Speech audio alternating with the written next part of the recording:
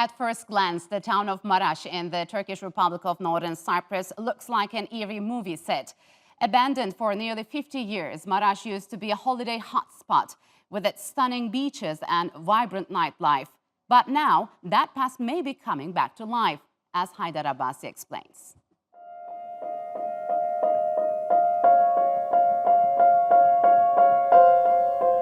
Trapped in the past, this town was abandoned 46 years ago, and no one has lived here since.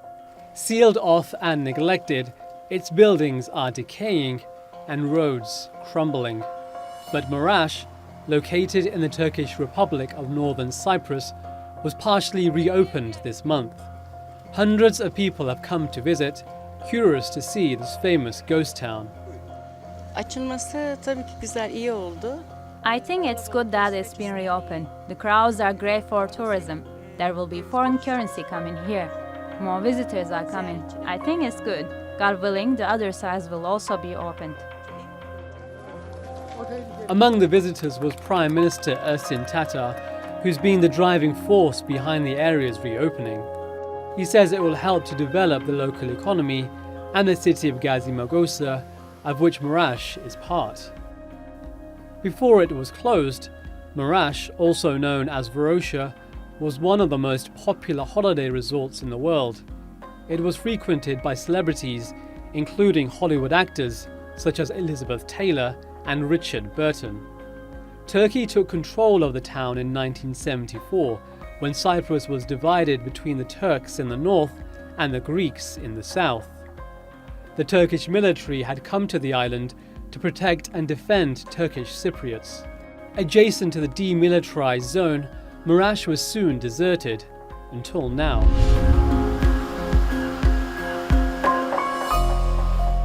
Restoring Maraş is not just about opening a window into the past or encouraging tourism here. The town is a symbol of the island's division. Many Greeks lived here in the past, and the government says the original inhabitants of the town are now allowed to return. But not everyone's happy. These Greek Cypriots are protesting against the decision to reopen parts of Maraş. Mete Hatay is a political analyst and expert on Cyprus. He explained how the people that lived in Maraş before it was closed can reclaim their property. Something had to be done to reinstate the properties back to the lawful owners, because United Nations Security Council resolutions also is asking that. On top of that, Court of Human Rights also have a decision on restitution of the property. So that's why purposefully you have this property commission established for the owners of those properties to apply. In order to do that, you have to demilitarize Varosha. So I think this was the first step. The government of the TRNC hopes the reopening of Maraş will help to restart talks on reunifying Cyprus. Negotiations have been ongoing for 50 years. Will giving life to Maraş end the deadlock? Haydar Abbasi, Maraş, in the Turkish Republic of Northern Cyprus. And joining me now is Tahsin Ertugruloglu, who is the former Foreign Minister of the Turkish Republic of Northern Cyprus, and Tarik Oguzlu, who is a professor of international relations at Antalya Bilim University. Gentlemen, welcome to Straight Talk. It's good to have you on the program. So, Tahsin, how has Maraş seafront's reopening resonated in the Turkish Republic of Northern Cyprus, and what's its significance? Well, thank you very much. It's a pleasure to be on the air together with you. Briefly, I wish to state that the opening of a certain section of Varosha was welcomed by the Turkish Cypriot people. It's a long delayed and long awaited decision. Mm-hmm. We have always believed that the initial mistake was to keep Varosha closed from the very beginning. I am aware that the idea behind that decision was to keep it for negotiations as a compromise deal. But it didn't work out that way, and it turned out to be a ghost town for over 40 years. So it's high time that the city is going to turn into a living city once again. Yes. Tarik, why has the European Union and Russia reacted this decision? Is it against any international law?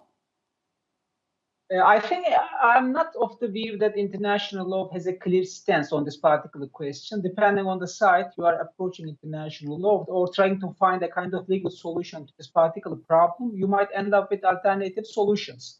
If you look at from Turkey, it is another picture. If you look at from Greece, it's another picture. But in terms of the geopolitical confrontation and recent tensions in Turkey's relations with Greece and the European Union on the one hand and Russia on the other hand, I think I am in a position to say that this is a part of larger geopolitical confrontation between the two sides. Turkey seems to be giving a particular message to the international audience that you shouldn't push me so far to the corner.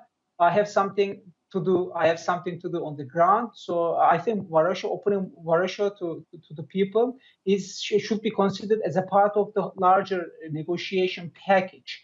So if you want to find a solution to this current disputes in the agency, Eastern Mediterranean, if you would like to come to a table and sit around a common table to talk about each issue, so this should be a part of this negotiation process. Okay, so Tahsin, do you believe could this move provide an opportunity for the resumption of reunification talks between the two sides, or it's just a far-fetched target given the current tensions in the region? Well, with all due respect, I am someone who does not believe that there should be a resumption of the negotiations, so long as the Greek Cypriot side is treated as if it is the government of the Republic of Cyprus, and the Turkish Cypriot people are treated as if we are just a minority community of that republic. As you know, negotiations, if they're going to have any chance at all of success, they must be held among equals. The negotiating process that has been going on for the past 50 years is among unequal. On the one hand, the Greek Cypriots are treated as if they are the Republic of Cyprus, and the Turkish Cypriot people, who are the co-signatory of the Republic of Cyprus of 1960, we are treated as if we are an ethnic breakaway minority community of that republic. This nonsense must come to an end. Otherwise, there is no sense in conducting any kind of negotiations. But Tarik, with this reopening of Maraş's seafront, how will this impact Turkey, Greece, and Turkey-European Union relations moving forward? Yeah, looking to the reactions of the Greeks and the Europeans, the first conclusion we can derive is that it's not going to affect the bilateral relationship in a positive manner, it's for sure.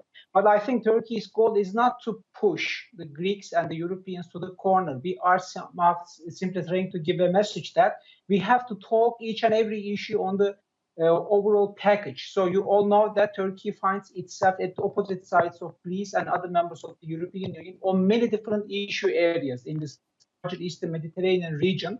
So we are somehow feeling a little bit surrounded and encircled. So we have to break free from this jungle. And by the way, Tahsin, Turkey's seismic vessel Oruç Reis has returned to the East Mediterranean for research. There were again strong reaction from international community. Could you give us some perspective and what Turkey wants to achieve by redeploying the vessel in the region? But returned to its operational area. I was very disappointed when it left the area.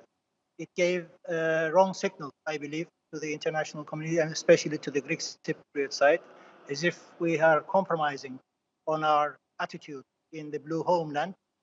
So we welcome this decision for Oruç Reis to resume its work.